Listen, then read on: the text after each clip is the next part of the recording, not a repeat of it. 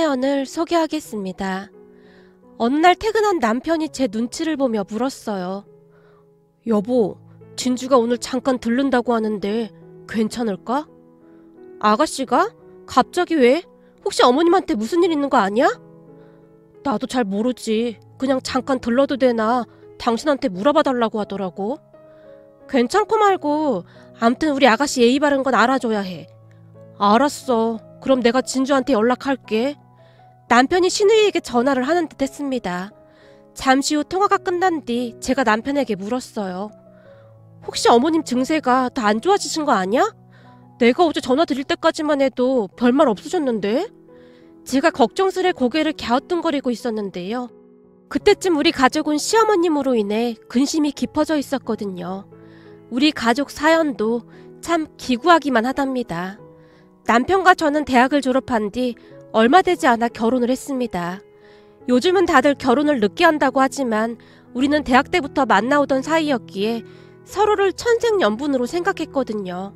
양가 부모님들도 흔쾌히 허락하셨으니까요. 특히나 시어머님이 저를 참 많이 예뻐해 주셨어요. 넌 요즘 애들 같지 않고 참 진중하고 예의 발라서 우리 가족하고도 참 잘 맞을 것 같구나. 마치 처음부터 우리 가족이었던 것처럼 말이다. 라는 말씀을 하실 정도였으니까요.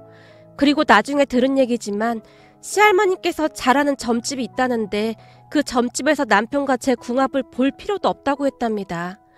어느 날 시어머님이 제게 생년월일과 태어난 시를 물어보셨는데요. 수진아, 네가 기분 나쁘게 듣지 않았으면 좋겠구나. 니들 할머니께서 니들 궁합을 좀 보고 싶다잖니. 사실 요즘 세상에 궁합 이런 거 보는 게 좀 그렇겠지만 할머니가 걱정돼서 그런 거니 네가 이해 좀 해주렴. 시어머님이 정말 조심스레 말씀하셨어요. 그렇게 며칠 뒤 시어머님께서 제게 전화를 하셨어요. 니들 할머니가 궁합을 보고 왔다는데 그렇게 좋을 수가 없다잖니. 천생연분이다, 천생연분. 이라며 정말 좋아하셨거든요.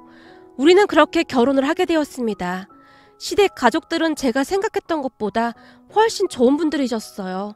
시할머님도 좋은 분이셨고 시부모님과 시누이까지 정말 좋은 분들이었습니다. 특히나 시누이가 참 예의 바른 사람이랍니다. 그렇듯 우리는 결혼하고 더욱 행복한 시간을 보내고 있었어요. 시할머님을 모시고 가까운 곳에 여행도 다녀오고 맛집도 다니고 했거든요. 우리 시댁 가족들이 참 대단했던 것이 말이죠. 여행을 가더라도 모든 준비를 시누이가 하는 건 물론이었고 하물며 음식이나 설거지도 못하게 할 정도였습니다. 시집 식구들이랑 여행하는 게 어디 보통 일이냐? 이렇게 여행 왔을 때 넌 그냥 푹 쉬어. 맞아요, 언니. 언니는 그냥 우리 할머니랑 드라마 보고 계세요. 우리가 다 할 테니까요. 시누이가 저를 할머니 옆에 앉히곤 했습니다. 그래, 맞다. 넌 내 옆에 딱 붙어서 저 드라마나 같이 보자. 너 내 말 좀 들어봐라. 저기 저 시어머니가 말이야. 아주 싹퉁바가지도 저런 싹퉁바가지가 없잖니. 지도 지뿔도 없는 것이 며느리를 그렇게 구박하지 않겠냐. 아주 못돼 처먹은 인간이야, 저 인간이. 지 딸 귀하면 며느리 귀한 법도 알아야 하는 게 세상 이치인데 저리 살면 천벌 받는다. 천벌 받아.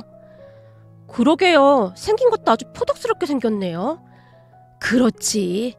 그래서 이 인상이라는 걸 무시 못한다니까. 며느리한테 저리 하는데 며느리가 시어머니를 좋아할 수 있겠냐. 난 지금 우리 며느리랑 참 잘 지내잖니. 그게 다 서로 이해하고 배려해서 그런 거야. 너도 네 시어머니랑 잘 지내보렴. 우리 며느리가 워낙 본심이 착한 애라 너한테도 잘해주지. 그럼요. 근데 어머님은 다 할머님한테 배운 거라고 하던데요. 우리 며느리가 그랬어? 네, 할머님 같은 분 세상에 없다고 하셨어요. 어머님한테 할머님은 친정 엄마 같은 분이시라고요. 그랬구나. 사실 말이다.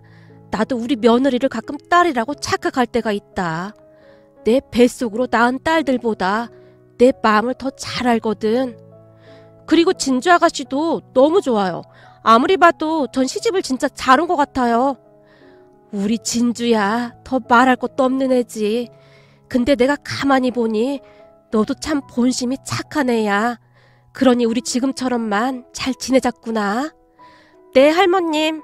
그렇듯 할머님과 제가 큰 소리로 웃으며 드라마를 보곤 했습니다. 그러면 뒷정리를 하던 시부모님과 그리고 남편과 아가씨가 흐뭇한 표정으로 우리를 바라보고 있었고요. 그런 우리 가족은 더할 나위 없이 행복한 시간들을 보내고 있었습니다. 하지만 너무 행복하면 질투를 한다고 했던가요? 우리가 결혼하고 1년 반쯤이 지난 어느 날 시부모님께서 지인분 장례식장을 다녀오던 길에 그만 교통사고가 나고 말았습니다. 그날따라 갑자기 폭우가 쏟아졌다는데 아마도 빗길에 미끄러지신 듯 했어요. 연락을 받은 가족 모두가 혼비백산이 된 채 급히 병원 응급실로 뛰어갔는데 정말이지 어이없게도 수술을 받던 시아버님께서 그만 세상을 떠나시고 말았어요. 하루아침에 날벼락이란 말이 그럴 때 쓰는 말일까요? 너무나 큰 충격으로 우리는 물 한 모금을 넘길 수가 없었습니다. 무엇보다도 시어머님께서 너무나 큰 충격을 받았던지라 심한 우울증을 앓게 되었는데요. 한동안 말씀도 못하실 정도로 정말 심각한 상태셨어요. 그것뿐만 아니라 시할머님도 물 한 모금 넘기지 못하셨으니 날벼락도 그런 날벼락이 없었습니다. 그때 우리에게는 선택의 여지가 없었습니다. 우선 남은 가족들을 어떻게든 챙겨야 했거든요. 결국 많은 고민 끝에 제가 남편과 아가씨에게 말했어요. 내가 회사 그만둘게요. 언니가요? 그치만 언니, 지금은 이게 최선의 방법인 것 같아요. 어머님께서 쉽사리 좋아지실 것 같지 않아요. 거기다 할머님도 걱정되고요. 그렇다고 당신 회사 관두면 안 될 것 같고. 당신한테 다 맡기고 나 혼자 회사를 어떻게 다녀? 간병하는 게 보통 일이 아니라는데.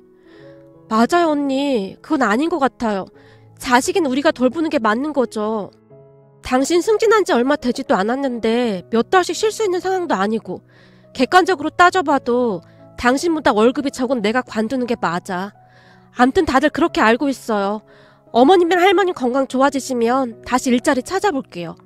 제가 남편과 시누이를 보며 단호하게 말했지만 시누이가 세차게 고개를 가로저었습니다. 그럼 저도 회사 관둘게요. 아무리 생각해봐도 언니 혼자는 무리예요. 아가씨가요? 아가씨, 전 괜찮아요. 그리고 저 간병 잘해요. 우리 할머니도 중풍으로 꽤 오래 누워 계시다 돌아가셨거든요. 그래서 우리 부모님이랑 제 동생까지 다들 간병 아주 잘해요. 제가 천진난만한 표정으로 활짝 웃었어요. 아니에요. 그래도 그건 아닌 것 같아요. 제가 회사 관둘 테니까 언니는 그냥 회사 다니면서 오빠랑 같이 도와주세요. 평소에는 그렇게 순할 수가 없던 시누이였지만 그날만큼은 시누이의 표정에 단호함이 가득했어요. 그렇게 시누이가 회사를 그만뒀는데요. 아무래도 두 분을 돌보다 보니 시누이 혼자 힘들 수밖에 없었어요. 하루하루 시누이의 얼굴이 말이 아니었거든요. 양심의 가책이 느껴져서 도저히 보고만 있을 수가 없었습니다. 그리고 무엇보다도 며느리인 저한테 떠넘기기보다는 시누이와 남편 둘이서 해결하려고 노력하는 모습을 보며 제 마음이 더욱 움직였던 것 같습니다. 사실 그렇잖아요.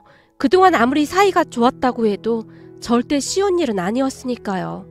하지만 그때 당시 우리에게는 선택의 여지가 없었습니다. 시아버님이 그렇게 되신 뒤로 시할머님과 시어머님이 잘못되지는 않을까 노심초사일 수밖에 없었거든요. 결국 저도 회사를 그만뒀습니다. 그렇게 우리 부부는 시댁으로 들어갔어요. 시댁으로 들어가면서 남편 회사가 조금 멀어지긴 했지만 그런 걸 생각할 여유도 없었으니까요. 우리 시부모님은 시아버님 살아생전 금술이 정말 좋으셨기 때문에 시어머님께서 더욱 충격을 받을 수밖에 없었는데요. 시어머님은 수면제를 드셔야만 잠을 이룰 수가 있을 정도였어요. 하지만 그것도 잠시뿐. 잠에서 깨어나시기만 하면 시어머님께서 네 아빠가 날 살리려고 핸들을 그쪽으로 틀은 거야. 그래서 나만 살았던 거다. 라고 하시면서 까무러치기를 반복하셨습니다. 시할머님 또한 종일 눈물바람이셨고요. 그때 그 점쟁이가 신년 운세 볼 때 운전 조심시키라고 했었는데 내가 더 신경 썼어야 했어. 이게 다 내 잘못이다. 라며 식음을 전폐하셨습니다. 그 몇 달 동안 우리에게는 정말 힘든 시간이었어요.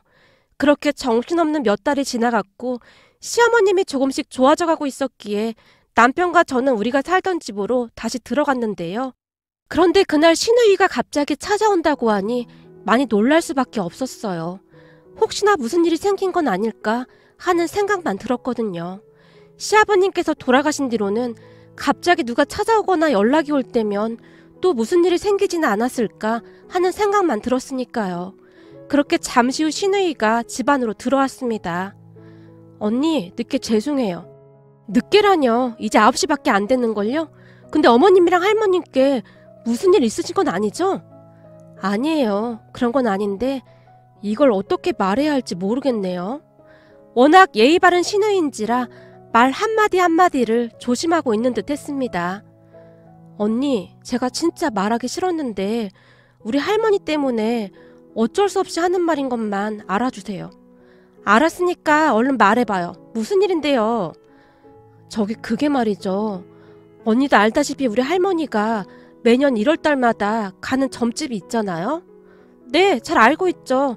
그렇지 않아도 며칠 전에 저한테 거기 좀 같이 가보자고 하셨는데 제가 무서워서 같이 못 가드렸어요. 그때 아버님 차 조심하라는 얘기도 했다고 하질 않나. 이래저래 너무 무섭기도 하고 혹시나 할머니께서 또 무슨 충격이라도 받으실까 봐요. 맞아요. 저도 그래서 안 가려고 했는데 할머니가 하도 가자고 해서 어쩔 수 없이 다녀왔어요. 근데 거기서 이상한 소리를 해서요. 이상한 소리요? 무슨 소린데요? 거봐. 그래서 내가 거기 안 가려고 했던 거예요. 진짜 불길하게 왜 자꾸 이상한 소리를 하는 거예요? 그게 아니라 나쁜 소리는 아니고 그 점쟁이가 하는 말이 언니랑 오빠한테 아기가 생기면 엄마 증세가 좀 나아질 거라고 해서요. 네? 아기요? 갑자기 아기를요? 그 점쟁이가 말할 때는 그냥 대수롭지 않게 생각하고 말았는데요. 가만히 생각해보니 그 말이 꼭 틀린 말은 아닌 것 같더라고요. 그러니까 제 말은 우리 집에 조카가 태어나면 아무래도 관심이 조카한테 갈 테니까 엄마도 조카 커가는 거 보면서 좀 나아지지 않을까요? 아, 그렇긴 하겠네요. 근데 저희가 애를 갖겠다고 해도 바로 생기는 것도 아닐 텐데 그것도 걱정이네요. 저기 그게 말이에요. 제가 점쟁이 얘기를 계속해서 정말 미안한데요. 그 점쟁이 말로는 언니랑 오빠가 노력만 하면 바로 생길 거라고, 아마도 3개월 안에 생길 수도 있을 거라고 그러더라고요. 물론 미신인 줄은 아는데 이게 3개월 안에 안 생기면 몇 년 있다 생긴다고 빨리 서두르라고 하더라고요. 죄송해요. 저도 말도 안 되는 소린 줄은 알고 있는데. 한동안 긴장해서 말을 하던 시누이가 긴 한숨을 내쉬었어요. 그런 시누이의 얼굴이 이런저런 생각들로 많이 복잡해 보였습니다. 아가씨, 괜찮아요. 우리 그런 사이 아니잖아요. 제가 아가씨 마음을 왜 모르겠어요? 아가씨 지금 지푸라기라도 잡고 싶은 심정인 거잖아요. 알았어요. 그럼 오늘부터 우리가 노력해 볼게요. 지금 취업하려고 노력은 하고 있는데 연락도 안 오고 있고 오히려 잘 됐네요. 이참에 빨리 애기 낳아서 키우는 것도 나쁘지 않을 것 같아요. 젊은 엄마 아빠 좋잖아요. 정말요? 정말 괜찮겠어요? 그리고 진짜로 죄송해요. 아니에요. 괜찮다니까요. 암튼 우리도 노력해볼게요. 그 점쟁이가 용한지 아니면 거짓말 하는 건지 한번 보자고요. 제가 시누이를 보며 활짝 웃었습니다. 그렇게 한 2달쯤이 지났을까요? 아침부터 감기 몸살 기운이 있어서 제가 일어나지도 못하고 있었는데요. 당신 요 며칠 계속 몸이 안 좋은 것 같은데 병원 한번 다녀와봐. 그래야겠지? 왜 이렇게 졸리고 몸이 으슬으슬 추운지 모르겠어. 혹시 말이야, 그 임신 아니겠지? 설마 이렇게 빨리? 그래도 혹시 모르는 거니까 그 임신 테스트기인가 그거 한번 해보던지. 괜히 병원 갔다가 이상한 약 먹으면 안 되잖아. 그래, 알았어. 제가 남편에게 대답을 하고는 다시 누워 잠이 들었는데요. 시간이 얼마나 지났을까요? 휴대폰 벨소리가 울려서 잠결에 전화를 받았어요. 여보세요? 예, 나다. 너 혹시 말이다. 아직 애기 소식 없는 거냐? 아, 네. 아직 잘 모르겠어요. 할머님, 근데 제가 요 며칠 계속 졸리고 으슬으슬 감기 기운이 있는데 이것도 임신 증상일까요? 뭐? 그게 정말이냐? 네, 계속 잠이 쏟아지고 그래요. 네, 그럴 줄 알았다. 그렇지 않아도 내 꿈이 하도 이상해서 전화했지 않겠니? 할머니 꿈이요? 무슨 꿈인데요? 이게 몇 번을 생각해봐도 태몽이 분명하구나. 네? 태몽이요? 그래, 내 꿈에 니들 할아버지가 나왔는데 말이야. 어마어마하게 큰 잉어를 가슴에 꼭 안고 집으로 들어와서는 활짝 웃으며 나한테 안겨주지 뭐냐. 이게 태몽이 아니고 뭐겠냐. 그런 것 같긴 한데 우선 제가 임신 테스트기 한번 해보고 다시 연락드릴게요. 그래, 나 지금 꼼짝 안 하고 기다리고 있을 테니 빨리 연락해야 한다. 제가 조심스레 대답하고 전화를 끊었는데요. 정말 오랜만에 할머님의 목소리가 밝아져 있었기에 조금 걱정이 되기도 했습니다. 만약에 진짜 임신이라면 정말 좋겠지만 그게 아니라면 많이 실망하실 텐데 어떻게 해야 하나 가슴이 두근거릴 정도였거든요. 사실 그전까지는 아이가 생기면 그만이고 아니면 말지 뭐 라고 생각하고 있었는데 너무나 좋아하시는 할머님의 목소리를 듣고 나니 부담이 될 수밖에 없었어요. 그렇게 얼마 뒤 제가 임신 테스트기를 사서 떨리는 마음으로 확인해 봤는데요. 세상에나 선명한 두 줄이었어요. 그걸 보는데 손이 어찌나 떨리던지 어떻게 설명할 수도 없는 그런 마음이었습니다. 제가 떨리는 마음으로 급히 할머님께 전화를 드렸어요. 그래, 해봤니? 임신이지? 내 말이 맞는 거지? 네, 할머님 말씀처럼 임신이에요. 진짜 신기하네요. 거봐, 내가 뭐라고 했니? 확실하다니까. 축하한다. 축하해. 정말 오랜만에 들어보는 할머님의 밝은 목소리였답니다. 할머님과 전화를 끊고 난 뒤 한동안 임신 테스트기만 바라보고 있었는데요. 잠시 후 여기저기서 걸려오는 전화로 인해 휴대폰이 쉴 새 없이 울려댔어요. 여보, 진짜 임신이야? 그럼 나 아빠 되는 거야? 근데 좀 서운하다. 이런 기쁜 소식을 내가 할머니한테 먼저 듣다니. 할머님이 전화하셨구나? 그게 뭐가 중요해. 할머님이 태몽 꾸셨다고 해서 제일 먼저 전화드렸구만.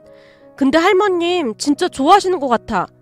남편과 전화를 끊자마자 시어머님에게 전화가 걸려왔어요. 얘야, 너 정말 아기 가진 거 맞니?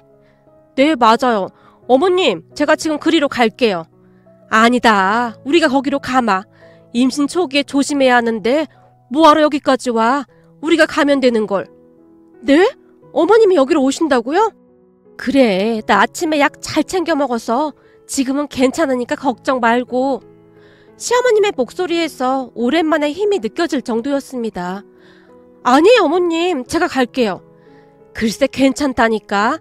나도 언제까지 집에만 틀어박혀 있을 수는 없는 노릇 아니겠냐. 이제 손주도 태어나는데 나도 준비를 해야지. 갑작스레 변화진 시어머님을 보며 놀랍기만 했는데요. 저는 너무나 기쁜 나머지 만세라도 부르고 싶은 심정이었습니다. 그렇잖아요. 한동안 우울하기만 하던 집안 분위기가 순식간에 바뀌었으니 제 입장에서는 그것보다 좋을 수가 없었거든요. 그렇게 시어머님과 시할머님은 하루가 다르게 변해가셨습니다. 새로 태어날 가족을 맞이하느라 그저 분주한 모습이었으니까요. 어느 날은 시누이가 제게 조심스레 말을 꺼냈는데요. 언니, 의사가 엄마랑 할머니 진짜 많이 좋아졌다고 하거든요. 그래서 말인데 혹시나 언니가 불편할 수도 있겠지만 우리 엄마랑 할머니가 뭘 주셔도 그냥 기쁘게 받아주시면 안 될까요? 왜요? 저한테 뭐 주신대요? 그게 말이죠. 첫 손주이다 보니 지금 두 분이서 맨날 뭘 만들고 계세요. 뭘 만드시는데요? 손주한테 입힐 베넷저고리랑 포대기랑 뭐 이것저것 만드느라 지금 엄청 바쁘세요. 정말요? 근데 그걸 집에서 직접 만들 수가 있는 거예요? 진짜 신기하네요. 사실 우리 할머니 젊으셨을 때 바느질을 진짜 잘하셨대요. 우리 엄마도 할머니한테 배우셨고요. 그래서 제가 최고급 재봉틀까지 사드렸거든요. 뭘 사드렸다고요? 재봉틀이요? 네, 그게 요즘 두 분이서 손주가 옷 만드신다고 오랜만에 웃기도 하시고 막 그러시더라고요. 그래서 이참에 아예 그쪽에 집중하시라고 진짜 좋은 재봉틀로 사드렸어요. 근데 두 분이서 어찌나 좋아하시는지 몰라요. 예전에 할머니가 쓰시던 건 좀 오래돼서 불편했는데 진짜 좋다고 난리도 아니에요. 그래서 말인데 물론 사는 게 더 좋긴 하겠지만 혹시나 할머니랑 엄마가 만들어 주신다고 하면 그 뭐냐. 아, 뭔지 알겠다. 막 이렇게 오버하면서 펄쩍펄쩍 뛰고 좋아란 뭐 그런 말인 거죠? 네, 맞아요. 역시 언니는 한 번에 알아들으시네요. 계속 이런 부탁해서 죄송해요. 아가씨, 자꾸 그렇게 미안하다고 하면 저 서운해지려고 해요. 그리고 직접 만들어주신다는데 그것보다 더 좋은 게 어디 있겠어요? 세상에 하나밖에 없는 거잖아요. 우리 애기한테는 정말 소중한 선물이 될 것 같은데요? 언니, 정말 고마워요. 신우이가 눈물까지 글썽인 채 제 손을 꼭 잡아줬어요. 그리고 시간이 지나 기다리고 기다리던 우리 아들이 세상에 나왔고 그 뒤 가족들의 얼굴에 미소가 끊이질 않았습니다. 하루하루 커가는 아들의 모습을 보는 것만으로도 참 바쁜 나날이었으니까요. 특히나 할머님과 어머님께서 손수 만들어주신 베넷저고리부터 포대기까지 정말 너무너무 예쁘기만 했습니다. 세상에 그보다 소중한 것이 어디 있겠어요.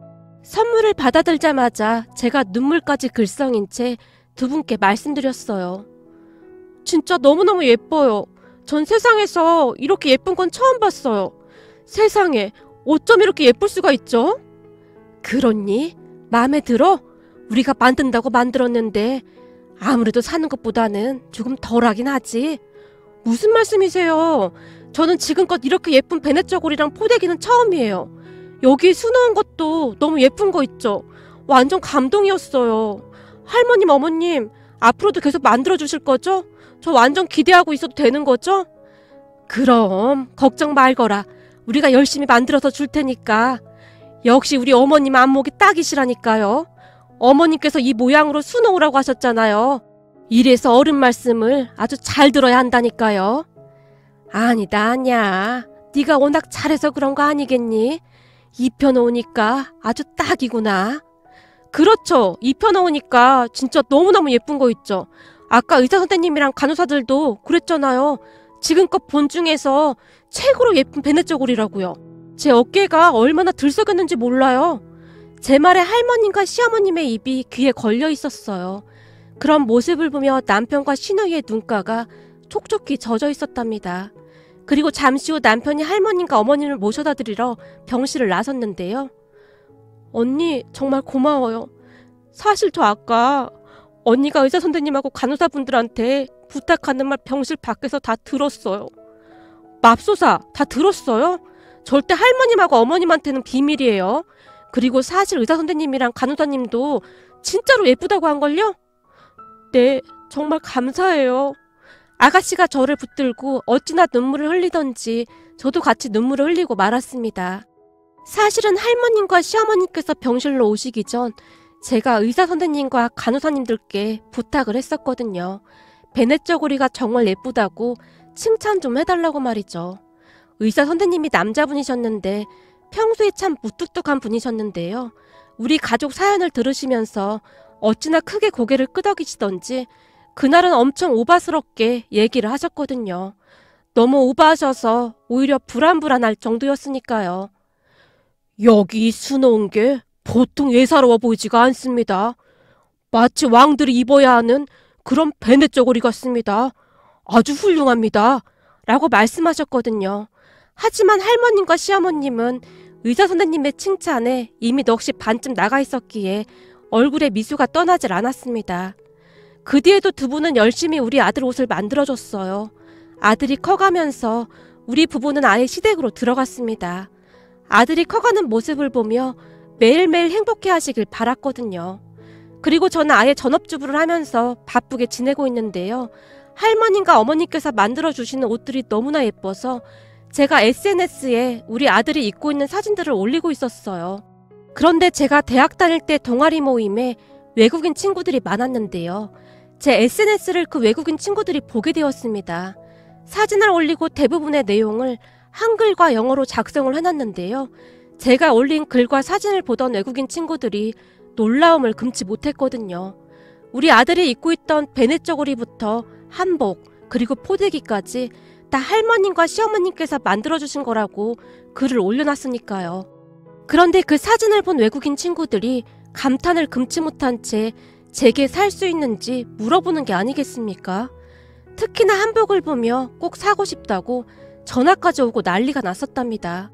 그 바람에 제가 할머님과 시어머님께 조심스레 여쭤봤고요. 그냥 주면 되지 돈은 뭐 한다고 받아. 그냥 원단값만 받는다고 해. 라며 미소를 감추지 못하셨어요. 그렇게 옷을 받아본 외국인 친구들이 아이들에게 입힌 사진을 보내오기도 했는데요. 주변에서 너무 예쁘다고 그렇게 부러워한다고 하네요. 그 모습을 보며 신우이가 놀랍다는 듯이 말을 했어요. 지금 할머니랑 엄마가 어마어마한 일을 하고 있는 거야. 뭐? 어마어마한 일? 옷 만드는 게 뭐가 어마어마해? 아니 그렇잖아. 두 분이서 지금 대한민국을 홍보하고 있다 그 말이야. 이건 나라에서 상줘야 할 판이네. 이왕이면 한복에 코리아라고 쓰고 밑에 한글로 대한민국이라고 예쁘게 소를 넣으면 더 좋겠다. 이런 게 애국이지 뭐가 애국이겠어? 그래? 그거 좋은 생각이다. 알고 보니 우리가 애국을 하고 있었네. 할머님과 시어머님이 좋아서 어쩔 줄을 몰라 하셨답니다. 그리고 지금도 여전히 두 분이서 바쁘게 옷을 만들고 계신데요. 두 분이서 바쁘게 지내셔서 그런지 날이 가면 갈수록 더 젊어지시는 것 같네요. 비록 큰 아픔을 겪었지만 우리 가족이 그 아픔 속에서 더 단단해지지 않았나 싶습니다. 앞으로도 할머님과 시어머님께서 건강히 행복하시길 간절히 바라봅니다. 아버님, 우리가 할머님, 어머님 잘 모실 테니까 아무 걱정하지 마세요. 항상 예쁘게 잘 봐주셔서 정말 감사했습니다. 많이 행복한 와중에 아버님이 너무 그립네요. 오늘의 사연은 여기까지였습니다. 감사합니다.